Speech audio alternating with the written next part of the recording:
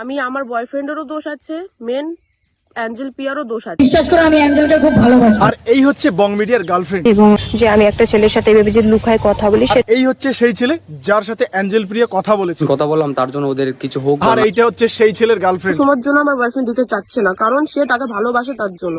এই মেয়েটার অভিযোগ যে অ্যাঞ্জেল প্রিয়া বং মিডিয়াকে ছেড়ে তার বয়ফ্রেন্ডের সঙ্গে রিলেশনশিপে আসবে। বলেন কি? কিন্তু অ্যাঞ্জেল প্রিয়া বং মিডিয়াকে কেন ছাড়বে? কেন? কারণ বং মিডিয়া পারে না, বং মিডিয়ার আসল জিনিস নাই। ও বিশ্বাস করলেন না? এই দেখো,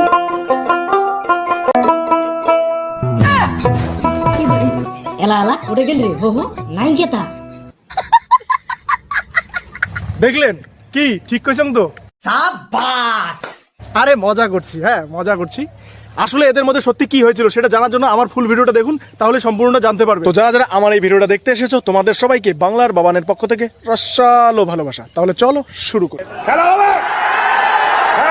ওর দোষটা কোনো সময়ের জন্য আমার বয়ফ্রেন্ড দিতে চাচ্ছে না, কারণ সে তাকে ভালোবাসে তার জন্য। তো পুরো ঘটনাটা আমি তোমাদেরকে সংক্ষেপে বলে দিই। তো প্রথমে অ্যাঞ্জেল প্রিয়া একটা ছেলেকে মেসেজ করে, সেখান থেকে তাদের দুজনের মধ্যে কথা হয়। আর সেই ছেলের গার্লফ্রেন্ডের অভিযোগ তারা নাকি একে অপরকে প্রচন্ড ভালোবেসে ফেলেছে, হ্যান ত্যান বাল বুতুই আরো কত কিছু। বলেন কি? আজকে আমি তোমার সাথে দেখা করব, ত্রিপুরায় যাব, যে তোমার সাথে আমি দেখা করব। তাই এদের ভালোবাসা কতদিনের জানেন? এই যে শোনো, না যে আমি 3 দিন কথা বললাম তার জন্য ওদের কিছু হোক বা না হোক। 3 দিনের ভালোবাসা এত কিছু?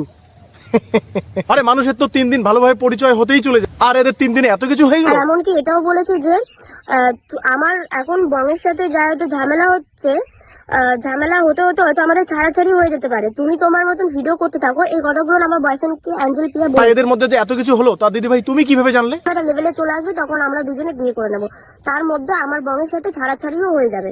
এই কথাগুলো বলা বলি হয়েছে, যেহেতু আমি এত কথা জানতাম না, এই কথাগুলো আমার বয়ফ্রেন্ড আমাকে বলেনি।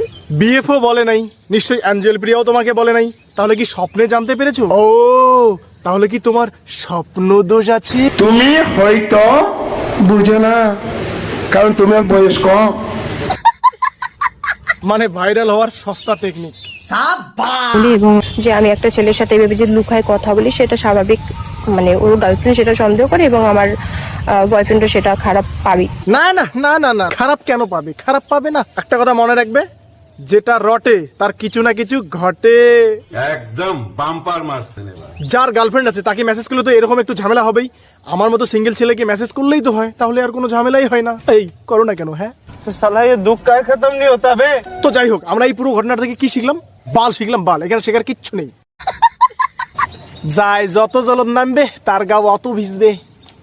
এই ব্রেকআপের পিছনে দোষ কার, বং মিডিয়ার না অ্যাঞ্জেল প্রিয়ার, আমি সেই সব বিষয়ে যাচ্ছি না। ভুল যে কেউ করতে পারে, মানুষ মাত্রই ভুল হয়।